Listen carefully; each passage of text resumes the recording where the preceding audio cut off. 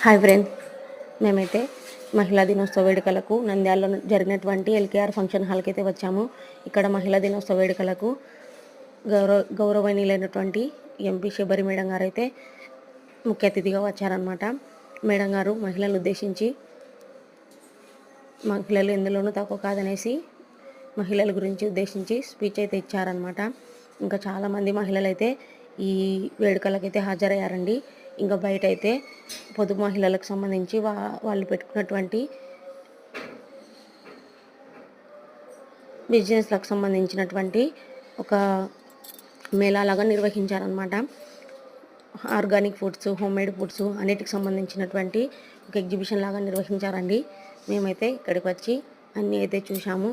ఇక్కడ పెట్టినటువంటి వస్తువులు కూడా ఎవరైనా కొనుక్కోవచ్చు అనేసి వాళ్ళైతే పెట్టారనమాట. చూడండి ఫ్రెండ్స్.